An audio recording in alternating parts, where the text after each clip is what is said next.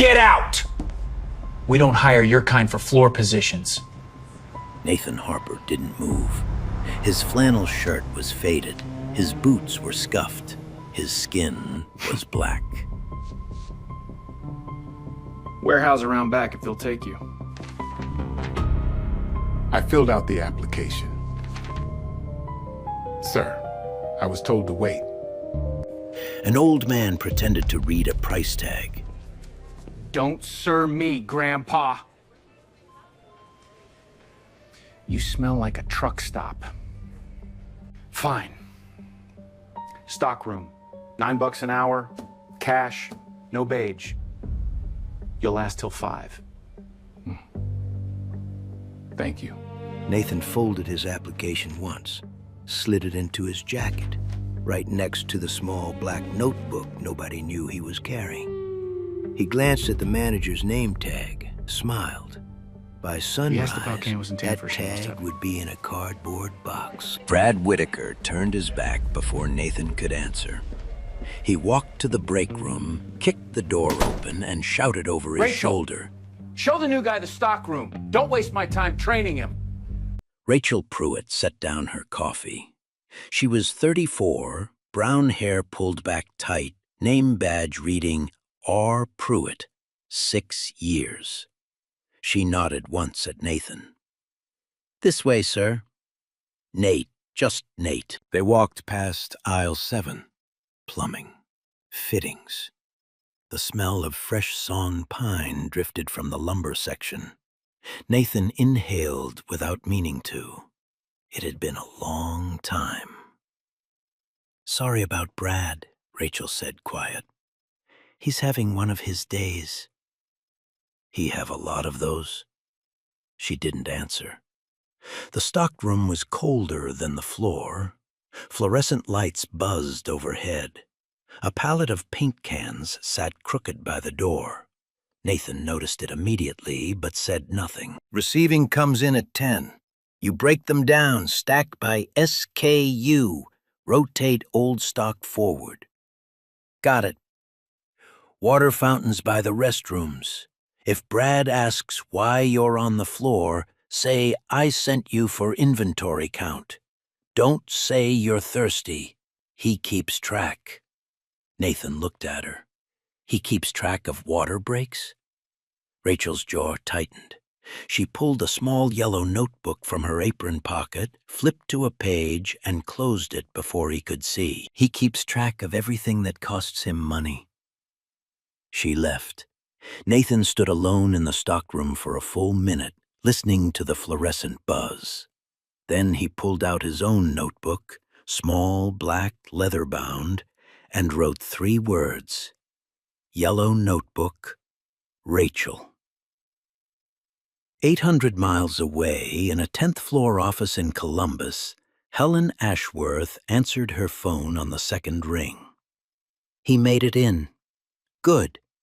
He also got hired, at $9 an hour, cash." Helen closed her eyes. "Of course he did." She set the phone down and looked at the photograph on her desk. Nathan, aged 19, standing in front of the first Harper Stone in Zanesville, holding a hammer, grinning like he owned the world, which by then he'd already started to. On her monitor, a red folder blinked. Subject line, Anonymous, read me. The email had arrived 41 hours ago. 1 sentence in the body. "Come see what we've become. Ask about the yellow notebook." She'd forwarded it to Nathan at 11:04 p.m. He'd called her back at 11:06. "Cancel Tuesday," he'd said. "Don't tell Caroline, especially don't tell Caroline." Back in Dayton, Nathan was lifting his 3rd pallet of the hour when the stockroom door opened. A younger employee slipped in, 22, thin, name tag Marcus. "You the new guy?" "That's me." "Brad didn't badge you?" "Said I had to earn it." Marcus laughed, but there was nothing funny in it. "Yeah, He says that to everyone he doesn't want on the system. Meaning? Marcus glanced over his shoulder, then back. Meaning, if you're not in the system, he doesn't have to pay you for the hours you actually work. Cash jobs are his favorite. Easier to shave. He grabbed a box cutter off the shelf, turned to leave, then stopped at the door. Word of advice, Nate? Whatever you see in here today, don't see it. The door closed. Nathan didn't move. He stood in the cold stockroom, surrounded by unopened boxes and crooked pallets, and for the first time since walking into his own store, he felt the weight of what he'd suspected for months settle fully into his chest. It wasn't one bad manager. It was a machine. He opened the black notebook again, wrote one more line. Shaving hours. Marcus knows. Rachel keeps a record. Then, quieter than anything else he'd done that morning, he added a fourth line. Dad would have walked out by now. He didn't walk out. He picked up the next pallet. At 10:47 a.m., Rachel's phone buzzed against her hip. She ignored it. She was ringing up a contractor buying drywall screws, and Brad had a rule about phones on the register. It buzzed again at 10:48 and 10:49. When the contractor left, she slipped into the aisle behind the paint display and checked. 3 notifications from the Harperstone employee app, all the same subject line. Schedule update. Week of November 18th. She opened the first one. Her thumb stopped moving. Hours scheduled, 28. 28. 2 hours below the threshold. 2 hours below health insurance. 2 hours below the only reason she hadn't walked out of this place 18 months ago. She stared at the number until it blurred. Caleb was sitting in her Corolla in the parking lot. 7 years old, backpack beside him, inhaler clutched in his small fist. She'd promised him McDonald's on her lunch break. She'd promised him his asthma appointment was covered this month. She'd promised him a lot of things that depended on one number on a screen. 28.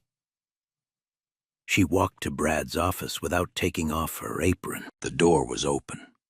Brad was reclined in his chair, feet on the desk, scrolling through something on his phone. Behind him, framed in cheap black plastic, a certificate read, Regional Labor Efficiency Award, Q3 2025. Brad, my hours. He didn't look up. What about them? 28. That's under the threshold. Business needs a shift, Rachel. You know this. I've been here 6 years, and I'm sure the next 6 will be great. She waited. He kept scrolling. A small muscle moved in her jaw. Caleb has an appointment on the 19th. I need the insurance. Brad finally looked up. His face did something that wasn't quite a smile. Then maybe don't be so inflexible about Saturday closes.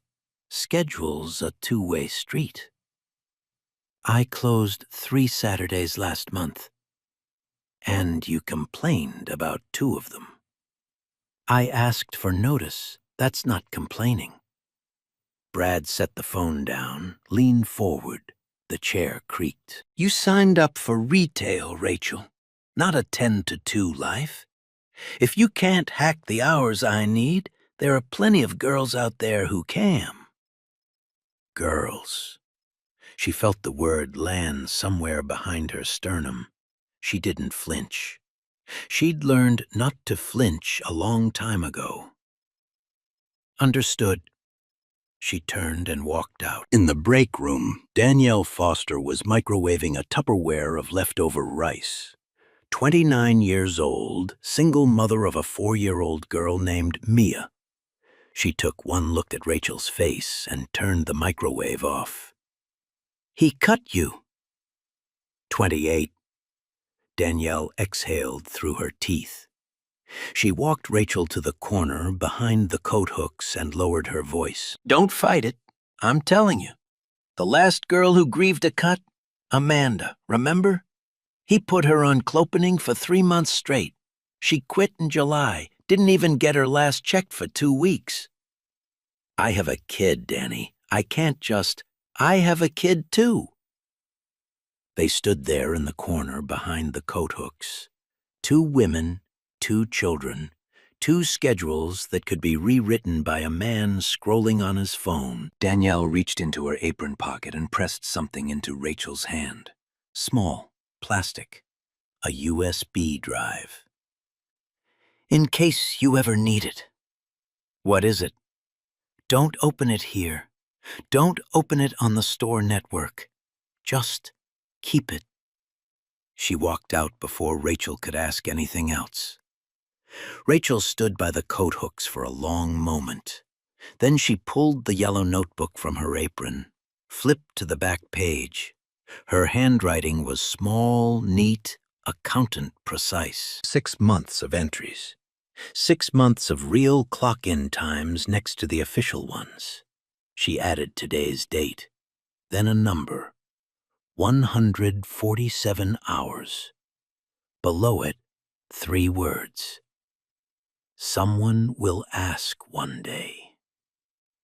She closed the notebook, went back to her register, rang up a man buying caulk, and smiled at him like her son wasn't sitting in a parking lot with an inhaler in his fist. At 11:20 a.m., Nathan's back ached in a way it hadn't in 20 years. He set down the last box of deck screws, wiped his hands on his jeans, and walked to the water fountain by the restrooms, the way Rachel had told him. He passed aisle 4, saw Brad's office door, saw Brad inside, leaned back in his chair, laughing at something on his phone. Nathan kept walking.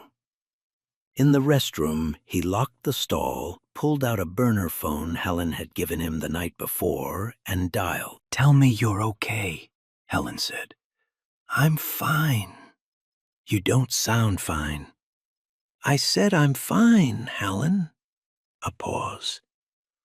"What did you find?"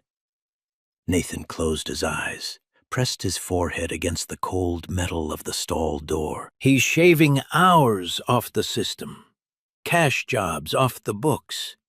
There's a woman out there, Rachel, keeps a paper notebook because she doesn't trust the app anymore. A kid named Marcus told me to pretend I didn't see anything. And Helen, the schedule board? 4 names have been rewritten this week. All women." "Nathan, I'm not done." "No, listen to me. I ran the payroll flags this morning like you asked. District 17, last 12 months. And labor cost reductions of 9 to 14% across every store Caroline oversees. 9 to 14, Nathan. That's not efficiency. That's not possible without someone squeezing. Without someone squeezing. He opened his eyes, stared at the graffiti on the stall wall. Someone had scratched, "We see you, Brad," into the paint with a key, and someone else had tried to sand it off. "Book the community room," Nathan said. "Tomorrow, 7 a.m. "You're sure?" "Call Caroline. Tell her I want her there in person. Don't say why." "She's going to ask." "Good." He hung up. For a moment he stood in the stall, burner phone in his hand, listening to the distant hum of the store. Somewhere out there, Brad was laughing at his phone. Somewhere out there, Rachel was ringing up a customer with 147 stolen hours in her pocket. Somewhere out there, a 7-year-old boy was waiting in a parking lot. Nathan Harper had built this company with his father's tools and his mother's stubbornness. He had put his name above the door of 400 stores. He had stood in showrooms and shaken hands with governors. He had been on the cover of Fortune magazine twice, and it had taken one anonymous email and one morning in a stockroom to understand that somewhere along the way, he had stopped running his company and started being decorated by it. He slipped the burner phone into his sock, pulled the black notebook from his jacket, added one line. 40 years ago, Dad died without insurance because a store like mine cut his hours. I swore never again, and here we are. He closed the notebook. When he stepped out of the restroom, Rachel was walking past with a stack of return slips. She glanced at him, just a flicker, and he saw it clearly for the first time. Recognition, not of his face, of something else. The way a person who has been quietly keeping a record recognizes another person who has been quietly keeping a record. She didn't stop, neither did he. But as they passed, he said, low enough that only she could hear, "Ma'am, whatever's in that notebook of yours, don't lose it." Rachel's steps faltered for half a second. Then she kept walking. She didn't turn around. She didn't need to. At the far end of the store, Brad's voice came over the PA system, distorted and too loud. "Rachel to register 3. Rachel to register 3. And somebody tell the new guy in back he's got 10 more pallets before lunch." Nathan almost smiled.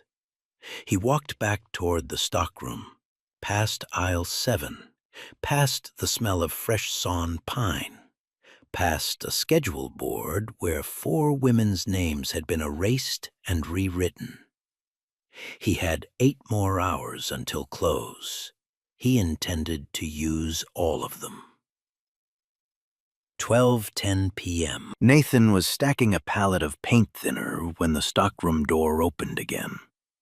Rachel stepped in, arms full of returned merchandise, and stopped when she saw him still there. "You're still here." "Said I would be." She set the returns on the sorting table, glanced at the door, then at him. Her voice dropped. "Brad's at lunch. You've got maybe 40 minutes before he checks the cameras." "He checks the cameras at lunch?" "He checks them constantly, especially the stockroom. Says it's where people slack off." "And is it?" She almost smiled. Almost. "It's where people go to breathe, Nate. That's different." She walked to the pallet he was working on and picked up a box he'd stacked wrong, turned 90 degrees, SKU facing the wall. "You gotta face these out. Otherwise, they gotta be unstacked for inventory and you get written up." "Didn't know." "That's because he didn't tell you. He never tells the new ones. Then writes them up the first week and calls it performance." She showed him how. Quick, economical movements. The box turned, slid into place, label visible. Then another. Then another. She was halfway through fixing his pallet before she noticed she was doing it. She stopped, looked at her hands like they'd betrayed her. "Sorry, I shouldn't be doing your work for you." "You're kind, ma'am. That's not a flaw." She pulled her hand back, looked at him for a second longer than was polite. "Nate?" "Yeah? Have you ever worked retail before?" "Once, long time ago." "What store?" He smiled. "Small one, family-owned. My dad ran it.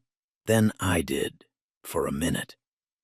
She nodded slowly, like she wasn't sure she believed him and wasn't sure she wanted to. Then she walked out. Her yellow notebook stayed on the sorting table. She'd left it by accident, folded inside a return slip. Nathan stood over it for a long moment, not touching it. Then he pulled out his phone, took 4 careful photographs of the open pages, handwritten columns of dates, clock-in times, and a second column beside each one marked actual. 6 months of ghost hours. He closed the return slip exactly the way she'd left it. When Rachel came back 5 minutes later, apologizing, saying she'd forgotten something, he handed her the slip and didn't meet her eyes. She didn't meet his either. 12:58 p.m. Nathan walked the floor for his unpaid 15-minute break. He drifted past the schedule board by the break room. It was mounted on the wall in a cheap dry erase frame. Names running down the left side, days running across the top. Most cells filled in black marker, but 4 of them, 4 exactly, had been erased and rewritten in a different shade of ink. He could see the ghost of the old numbers underneath. Pruitt, Foster, Herrera, Okafor. 4 women, 4 mothers. He knew the last part because there were photographs taped to the break room bulletin board above the coffee maker. Kids' school pictures, a crayon drawing that said, Mama. One ultrasound printout pinned with a smiley face magnet. He was still looking when Marcus walked up behind him and pretended to read the safety poster next to the schedule. You're not supposed to be out here. Just stretching my back. Uh-huh. Marcus lowered his voice without turning his head. See the board? I see it. Every Friday at noon, Brad adjusts it, meaning he erases whoever pissed him off and gives their hours to whoever kissed his ass. That legal? Marcus laughed without sound. Legal? Dude, nothing in here is legal. He had me clock Rachel out last Tuesday at 8:40. She worked till 9:15. I said something. He said if I liked having a job, I'd stop counting other people's time. And you? I clocked her out. Marcus walked away before Nathan could respond. Nathan stayed at the board another 30 seconds. Then he pulled out his phone and photographed it 3 times from 3 angles. The 4th photograph was of the children's pictures above the coffee maker. 2:04 p.m. Brad's voice cracked through the PA, sharper than it needed to be. Rachel to the PVC cutter. Rachel to the PVC cutter. We got a customer waiting. Nathan watched from the stockroom doorway as Rachel walked the customer, a heavy-set man in a Carhartt jacket, toward the plumbing aisle. She carried the measuring tape, the marker, the cutter key. The customer trailed behind her, explaining something about a sprinkler system for his mother's house. When she passed the stockroom, she paused, looked in. Nate, you said you'd done some woodwork. Once or twice. Pipe's pipe, same idea. Come watch. Might help if Brad ever lets you on the floor. The customer gave him a friendly nod. Nathan stepped out, wiping his hands on his jeans. Rachel walked him through it. How to zero the measure, how to clamp, how to keep the cutter's blade clean so the cut came out square, not ragged.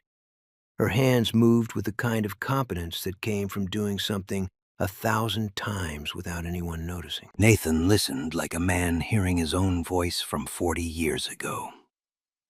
Halfway through, Brad appeared at the end of the aisle, face red. Rachel, what the hell do you think you're doing? Serving a customer, Brad. I'm not paying you to train warehouse trash. He's here till 5 and then he's gone. Do your job. The customer went very still. His knuckles tightened around the pipe he was holding. Rachel didn't look at Brad. She finished her cut, handed the pipe to the customer, smiled. Sir, your total's at register 3 whenever you're ready. Have a good one. The customer walked off slowly, glancing back twice. Brad stepped closer to her, lowered his voice to something meant only for her. We'll talk at the end of shift. Okay, Brad. Okay. Okay. He stared at her for a beat longer than was comfortable, then walked away. Rachel set the cutter key on the shelf. Her hand was steady, but Nathan could see the white at her knuckles. "Thank you," he said quietly. "For what?" "For standing up." She looked at him. Whatever she'd been about to say, she didn't say. She walked back to her register. 3:31 p.m. Nathan asked Brad if he could take his 15-minute break early. Brad waved him off without looking up. He used the break to walk the perimeter of the store. Slow, like an old man stretching his knees. Past the schedule board. Past the employee bulletin. Past the hallway where faded HR posters hung in crooked frames. He stopped at the corkboard by the time clock. Pinned in the corner, half hidden behind a flyer for a Thanksgiving food drive, was next week's shift assignment printout. Danielle Foster. Close Monday, 11 p.m. Open Tuesday, 6 a.m. Close Tuesday, 11 p.m. Open Wednesday, 6 a.m. Close Wednesday, 11 p.m. Open Thursday, 6 a.m. 3 clopenings in a row. 7 hours between shifts. A 4-year-old daughter at home. He photographed it, then photographed the 5 names above and below hers. 4 women, 1 elderly man named Arthur. All parents or caretakers. All with reduced hours somewhere on the sheet. He was putting his phone away when a door clicked shut behind him. Brad's office. Brad had just pulled a woman inside, a co-worker Rachel had mentioned named Denise from cosmetics. Brad followed her in, and before the door closed all the way, Nathan watched him reach up and flip a small black switch on the wall. The red light on the office camera in the corner of the ceiling blinked once, then went dark. Nathan felt something cold settle in his stomach. He wrote it down anyway. Office camera kill switch, 3:42 p.m. Denise in the room. 4:47 p.m. 13 minutes to close. Brad's voice came over the PA one last time, oily with what he probably thought was warmth. "All associates, break room. Quick end of shift." Rachel, Danielle, Marcus, Denise, and 3 others gathered. Nathan lingered in the stockroom doorway, mop in hand, pretending to clean. Brad stood at the front of the break room with 3 Starbucks gift cards fanned in his hand like playing cards. "Good quarter, team. Labor came in under target, shrinks down, no HR incidents. That's what I like to see. That's how a store runs." He called out 3 names, 3 young men. Each walked up, took a gift card, shook Brad's hand, mumbled thanks. $25 apiece. Little thank you for keeping your heads down and just doing the work. No drama, no calls to corporate, nothing we gotta clean up. Rachel's face didn't move. Danielle's eyes dropped to the floor. Marcus stared at a spot on the wall above Brad's head. Brad smiled. "Keep it up, teen. The quiet ones go far." Nathan gripped the mop handle until his knuckles hurt. He'd seen enough. More than enough. He walked back into the stockroom, closed the door, leaned against it, and exhaled for what felt like the first time in 9 hours. Then he pulled the black notebook from his jacket and wrote one final line for the day. Tomorrow, 7 a.m., all of them in one room. 5:02 p.m. The store closed at 5. By 5:04, Brad was in his car and out of the parking lot, taillights gone before the last customer had finished loading their trunk. Rachel stayed behind to count drawers. She always did. Nathan punched out at the cash job clipboard Brad kept taped to the stockroom wall, signed N. Miller. 9 hours, $9 an hour, $81 he would never collect. He walked out to his Ford, didn't start it. Through the windshield, he could see Rachel's Corolla 2 rows over. Driver's door open. She was sitting sideways in the seat, laptop balanced on her knees. A small plastic USB drive stuck out of the side. Her face in the blue glow of the screen was not moving. Nathan got out and walked across the lot, slow, hands visible. She didn't see him until he was 6 feet away. She slammed the laptop half shut. "Nate, Jesus!" "I saw your notebook. I left it by accident. I photographed 4 pages because somebody needs to." She stared at him, at the flannel, at the gray hair, at the quiet way he'd spent the whole day not asking for anything. "Who are you?" "Somebody who owes you 6 years of back pay. Coffee, 5th Street. I'll follow you." 5:31 p.m., Darlene's Diner. Rachel plugged the USB into her laptop, turned the screen toward him. 3 folders. Folder 1, 14 months of cell phone photos. The schedule board, 4 names erased and rewritten week after week. Folder 2, 1 audio file, 47 seconds. She tapped play. Brad's voice, thin and distorted. "You grieve this to HR, Danielle. The reference I give your next employer uses the word insubordinate and the word theft in the same sentence. Understood?" "Yes, Brad." The file ended. Nathan didn't move. Folder 3, a spreadsheet. Employee name, scheduled hours, actual hours, difference. At the top, Pruitt R., 147 hours owed. 31 names on the sheet. 4,216 stolen hours. 1 store, 1 year. "Danielle built it," Rachel said. "She's smarter than she lets on." Nathan pulled an iPad from under his jacket. She watched him type, watched a dashboard load she had never seen before that did not exist in any credential given to any store employee at any level. Harperstone, Executive Access, Founder. He filtered Brad's email for 12 months. Sender, caroline.voss@harperstone.com. 247 results. He opened the one from June 17th. Subject, Q3 labor targets, urgent. "Trim labor aggressively. I need numbers before the VP review. Don't document anything I wouldn't want printed. Distribution list, 47 store managers, every Harperstone location in District 17.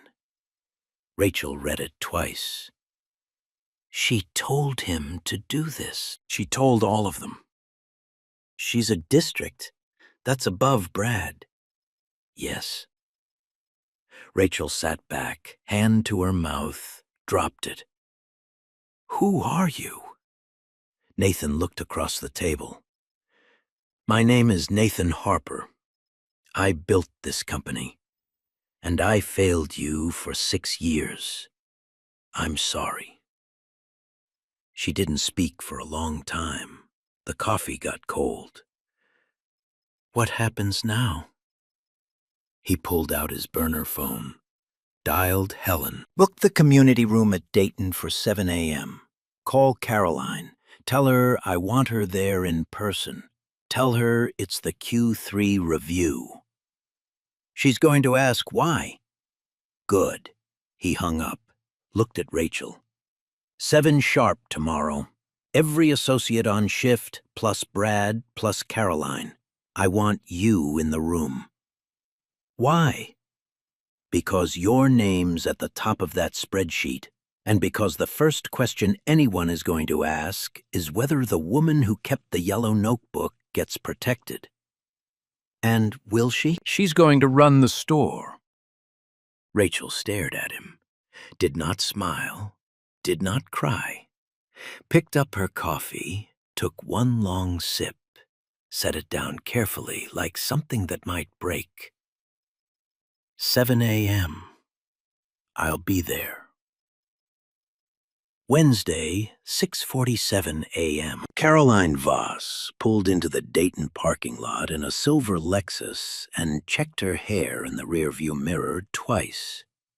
She was 44, blonde bob, navy blazer, and she had rehearsed 3 different versions of "Labor Strategy Requires Difficult Choices" on the drive down from Columbus. Brad's pickup was already there. So was Rachel's Corolla. And a 2009 Ford F-150 she didn't recognize. She frowned, walked inside. The community room was at the back of the store. A bare rectangle with folding chairs, a whiteboard, and a coffee urn that never got used. 11 associates sat in the chairs. Brad stood at the front, arms crossed, trying to look like he knew what was happening. Caroline walked in brisk. "Brad, why is everyone here at 7 in the morning? I thought this was our Q3 meeting." "I thought it was too." A side door opened. Nathan Harper walked in. He was wearing the same flannel shirt from yesterday, but over it now was a charcoal wool coat, gray hair combed back. In his left hand, a small black notebook. In his right, a yellow one. He set both on the table at the front of the room, side by side. Caroline's face changed in 3 stages: recognition, confusion, panic. Brad didn't recognize him at all.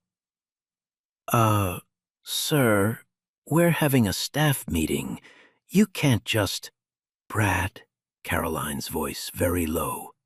"Brad, shut up." "What?" "Shut up." Nathan looked at the room, at Rachel in the second row, hands folded in her lap, at Danielle beside her, at Marcus in the back, eyes wide, at the 6 other associates who had no idea what was about to happen. "My name is Nathan Harper. I built this company, and I spent yesterday watching you steal from my people." The room did not breathe. Brad looked at Caroline. Caroline did not look back. "I'm sorry, Mr. Harper, sir. I had no idea. I mean, the warehouse, the application. You called me Grandpa, Brad. You told me I smelled like a truck stop. You hired me for $9 an hour in cash, off the books, because you assumed nobody would miss me." "Sir, that was a misunderstanding." Nathan didn't raise his voice. "The misunderstanding was mine. For 6 years." He turned on the projector. The screen behind him flickered to life. Slide 1, the schedule board. 4 names erased and rewritten. 14 months of photographs, time-stamped side by side. Pattern. Slide 2, the Excel spreadsheet. 31 names, 4,000 stolen hours. Scale. Slide 3, Caroline's email. Trim labor aggressively. Don't document anything I wouldn't want printed. Authorship. Caroline stood up. "Mr. Harper, the context of that email, I was responding to board pressure about the acquisition. I never meant—" "You sent it to 47 store managers, Caroline. You never meant to mean it to anyone?" "Nathan, please, can we discuss this privately?" My door was never locked. Your office was. Brad tried one more time. Sir, these decisions, these were operational calls. I was hitting my targets. I was doing what corporate asked. You gave 3 Starbucks gift cards yesterday, Brad, to the 3 people who stayed quiet. That's not operational. That's a bribe paid out of my petty cash to buy the silence of people whose hours you were stealing. Brad opened his mouth, closed it, opened it again. Sir, I want a lawyer. You'll have one. You'll need several. Nathan tapped his iPad. The screen changed. A face appeared. A woman in her 60s, silver hair, glasses. Elena Rojas, Chief People Officer, live from Columbus. Ms. Rojas, good morning. Good morning, Mr. Harper. Are you ready? I am. Elena looked into the camera. Her voice was calm, professional, and final. Bradley Whitaker. Effective immediately, you are suspended without pay pending termination for cause.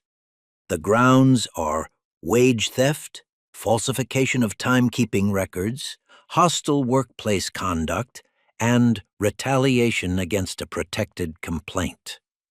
You will surrender your badge, your keys, and your store-issued phone to Ms. Pruitt before leaving the premises. Security will escort you out. A formal referral to the Department of Labor will be filed by end of business today. Brad's hand went to the badge on his shirt. He looked at it, looked at Nathan, looked at Rachel. His mouth moved without sound. The pen in his other hand slipped out of his fingers, hit the carpet with a soft tap. Nobody moved to pick it up. Caroline Voss. Caroline had sat back down. Her hands were in her lap. She was looking at a spot on the wall that was not there. Effective immediately, you are suspended without pay pending termination for cause. The grounds are directing and concealing a district-wide wage theft scheme, obstruction of internal compliance, and violation of your fiduciary duty to the company. You will also surrender all credentials by end of day. The board will be informed within the hour. Caroline closed her eyes, opened them. I'd like to make a statement. You'll have that opportunity, Elena said, to the investigators. Nathan turned to the 2 security officers who had quietly entered the back of the room. Walk them out, respectfully. They're not criminals in this building yet. That's for a court. Brad set his badge on the table, slowly, like he expected someone to stop him. No one did. He walked out. Caroline followed. She did not look at Rachel as she passed.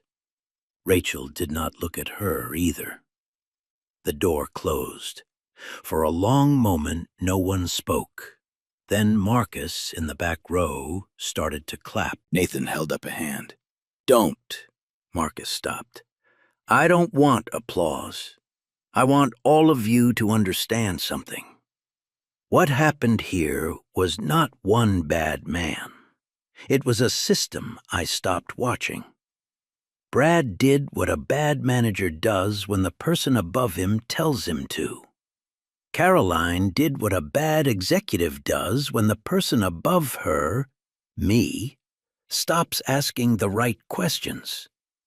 The fault line goes all the way up. He looked at Rachel. It stops here. He walked to the table, picked up the yellow notebook, held it up so the whole room could see. This is what accountability looks like when the system refuses to provide it. One woman, a pen, 6 years of stolen time written down in her own handwriting because she knew someone would eventually ask. He set it back down next to the black one. Somebody finally asked. Rachel's eyes were wet. She did not wipe them. Outside, the sun was coming up over the parking lot. Brad was in his car. He did not start it for a long time. Wednesday, 8:30 a.m. The community room had emptied except for Rachel, Danielle, Marcus, and Nathan. The other associates had returned to their stations, quiet, unsure what had just happened to their lives. Nathan was on the phone with the CFO in Columbus. Marcus, I need the Dayton payroll pulled apart. Every employee who appears on the Foster spreadsheet, full reconciliation, scheduled versus actual, going back 24 months, 1.5 times the shaved wage, plus 6% interest, plus a flat $5,000 good faith payment per employee for loss of benefits, emotional distress, and our failure of oversight. You have 48 hours. Nathan, that's going to run. Run what it runs. Wire it this afternoon. Rachel Pruitt gets hers today, by noon. Today. Today. He hung up. He looked across the room at Rachel. $8,400 in your account by lunch. She opened her mouth, closed it, shook her head slowly like she was trying to clear water from her ears. Mr. Harper, Nathan, that's my son's appointment. That's 6 months of rent. That's your wages. That was always your wages. I just paid you late. She looked at the yellow notebook still sitting on the table. She did not cry. She had not cried all morning, but her hand went to the notebook and rested there, and her fingers were trembling very slightly. Nathan let her have the moment. Then he slid a folder across the table toward her. Open it. She opened it. The first page said, Interim Store Manager, Dayton Flagship, Rachel Pruitt. Salary was on the second line. It was more than double what she was making yesterday. Below that, a list of powers. Full schedule authority. Veto power over all labor cost directives from corporate. Direct line of communication to the founder's office. 90-day evaluation, automatic conversion to permanent. Rachel read it twice. Why me? Because you kept the notebook. That's not a qualification. It's the only qualification that matters in this store right now. She set the folder down. I want one thing. Name it. A policy, posted, on the wall. Anyone at Harperstone works 29 hours a week, they get benefits. Not 30, not 31, 29. No loopholes, no exceptions. If the math breaks the budget, you take it out of my bonus before you cut anyone's hours. Nathan looked at her for a long moment. Deal. You agree too fast. I've been waiting a long time for someone to ask me for that. He stood up, walked to the whiteboard at the front of the community room, picked up a black marker, uncapped it. He wrote in block letters at the top, The Dayton Rules. Then below it, 5 lines. 1. No clopening shifts for any employee caring for a child under 12. No exceptions. 2. Hours are earned by seniority and performance, not assigned by preference. Senior associates get first pick. 3. The schedule is sealed 72 hours in advance. No edits after that window except for documented medical emergencies. 4. Every store keeps a paper logbook. Associates record their own clock-in and clock-out times. Weekly reconciliation against the digital system. Discrepancies flagged to regional HR within 48 hours. 5. Benefits threshold, 28 hours per week. written into every associate contract by end of Q1. He capped the marker, turned around. These apply here first. They apply company-wide by February 1st. Any district or regional who pushes back comes to me directly. Marcus, leaning in the doorway, spoke for the first time all morning. Sir, Rule 4. You just made the yellow notebook corporate policy. Nathan looked at him, then at Rachel, then at the yellow notebook on the table. I made Rachel's yellow notebook corporate policy. Yes. Rachel put her hand over her mouth, lowered it. There are 400 stores. There are 400 stores. You're going to print 400 yellow notebooks. I'm going to print 4,000. One for every associate who wants one, and a spare for every new hire for the next decade. Danielle, who had been silent the entire morning, spoke from her chair. Mr. Harper, Nathan, when Brad found out someone had sent that email to corporate, he was going to fire me next week. I heard him on the phone with Caroline 2 days ago. He said, clean up the loose ends before the quarterly. I was the loose end. Nathan walked over, sat down in the chair next to hers. You were the reason I'm here, Danielle. I sent it from my daughter's hospital room. I know. She had pneumonia. I'd missed 2 shifts. He cut me 8 hours the next week to teach me a lesson. I opened my laptop next to her bed and I just wrote, "Come see what we've become," because I didn't think anyone would ever read it. I read it at 11:04 at night. I called Helen at 11:06. I was in my truck at 5 the next morning. She pressed the heels of her hands into her eyes. Okay, she said.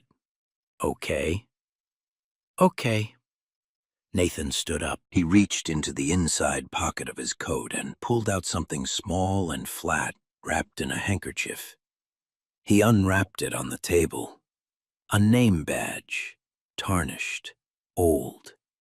The nameplate read, E. Harper, Manager, Zanesville, 1974. He slid it across to Rachel. My grandmother. She ran our first store for 41 years. She died the week I signed the papers on store number 400. Nathan, she kept a yellow notebook, too. I found 3 of them in a box in my mother's attic after the funeral. I didn't understand what they were until yesterday. Rachel picked up the badge, held it in both hands. I don't know what to. Put it on, or don't. It's yours either way. But the store opens at 9, and Danielle and Marcus and the rest of your team are waiting to find out what the first day of the rest of Harper Stone looks like. Rachel pinned the badge to her apron above her own name tag. E. Harper over R. Pruitt. 2 women, 50 years apart, 1 store. She stood up. Danielle, Marcus, with me. They followed her out of the community room. Nathan watched them walk down the short hallway past the schedule board. Rachel paused, tore the sheet clean off, dropped it in the trash, and onto the sales floor. He stood alone in the community room for a moment, looked at the whiteboard, at the 5 rules, at the 2 notebooks on the table, yellow and black, side by side. Then he pulled out his phone and called Helen one more time. Canceled the acquisition. The whole deal? The whole deal. We're not for sale. Nathan, that's $4.2 billion. Helen, it's 400 stores. They're worth more than that if we run them right. A long pause. Yes, sir. He hung up. Outside, through the community room window, he could see Rachel on the sales floor, gathering her team in a circle, the old tarnished badge catching the morning light on her apron. She was already rewriting the schedule.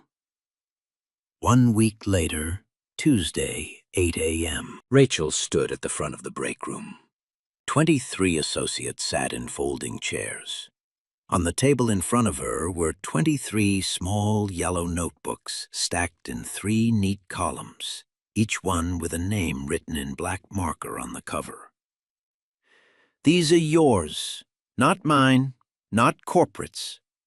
If the system lies, the notebook tells the truth.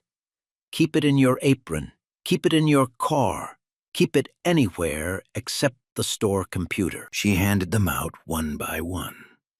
When she got to Danielle, she didn't give her a notebook.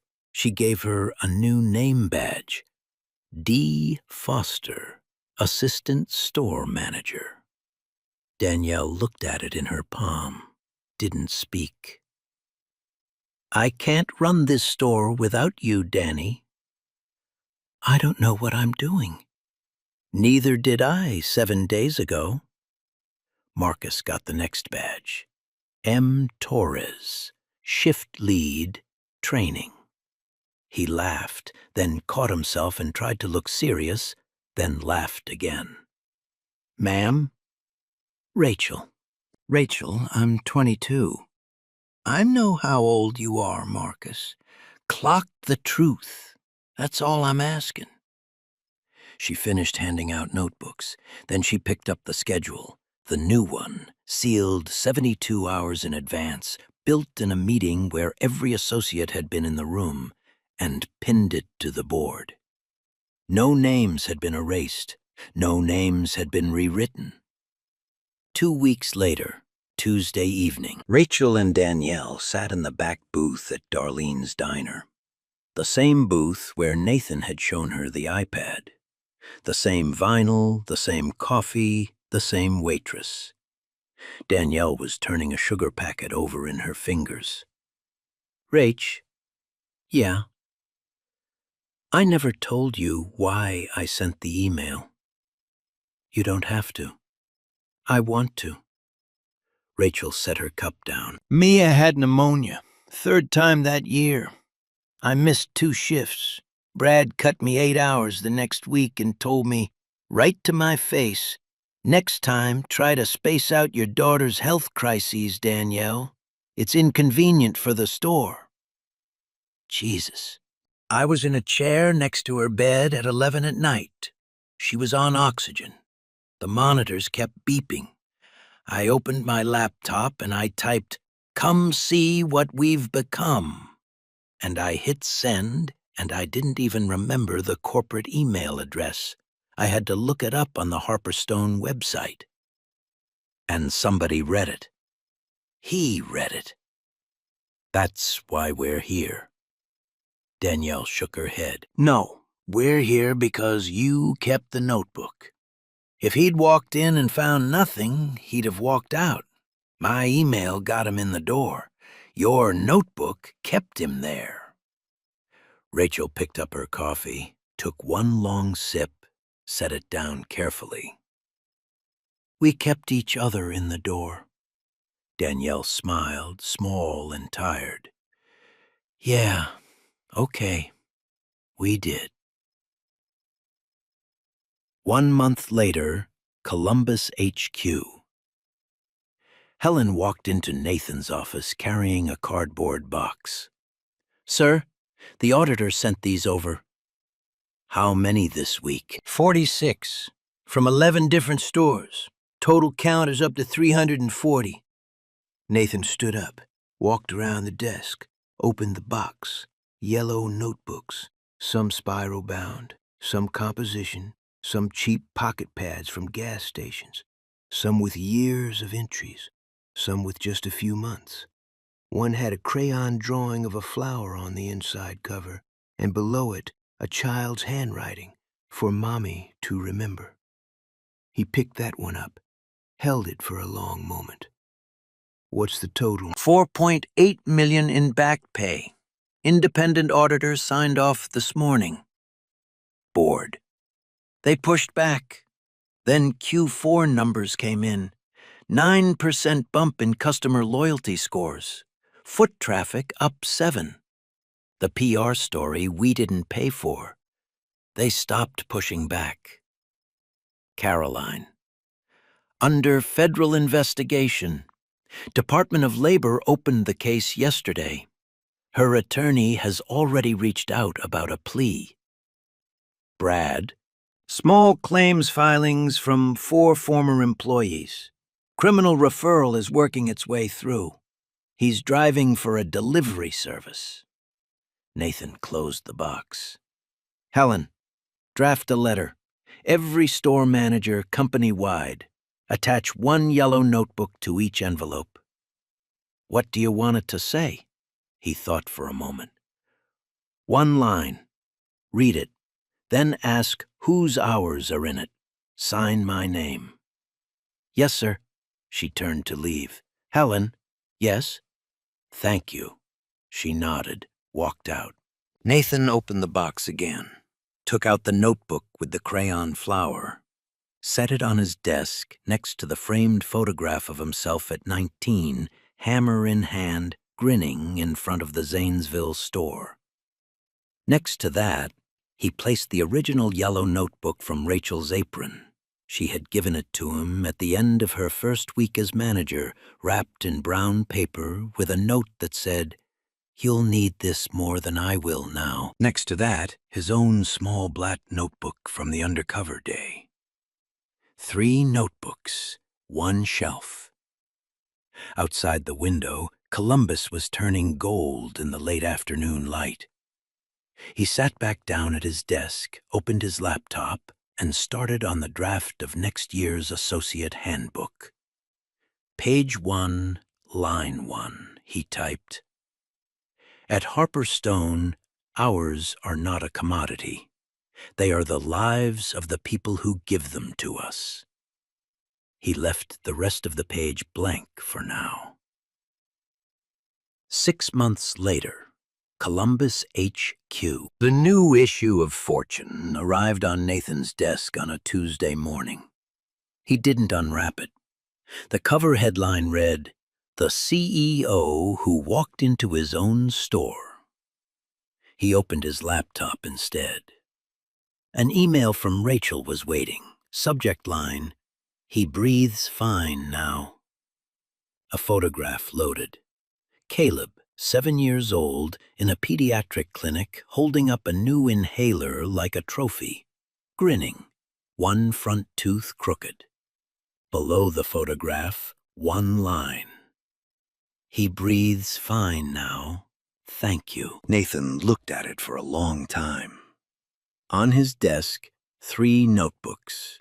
The yellow one from Rachel's apron, his black one from the Undercover day, and a new one, leather-bound, gold lettering. Harperstone, 2026. Every hour counted. The intercom buzzed.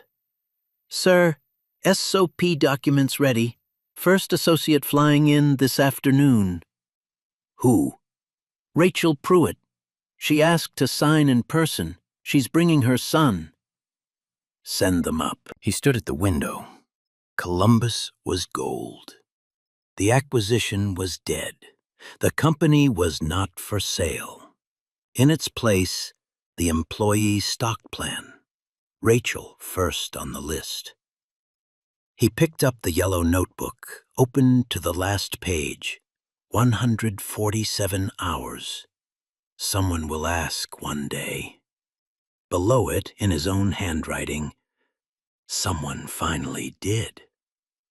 He closed it, got back to work. Somewhere, right now, someone is working a shift they never clocked in for. Maybe you know them. Maybe you are them. Before you close this video, write down 1 name. 1 person who worked harder than the world noticed. A cashier who remembered your kid's name. A stock clerk who stayed late. A nurse on a double. A parent who picked up the shift nobody else would take. Write their name in the comments. We'll read every single one.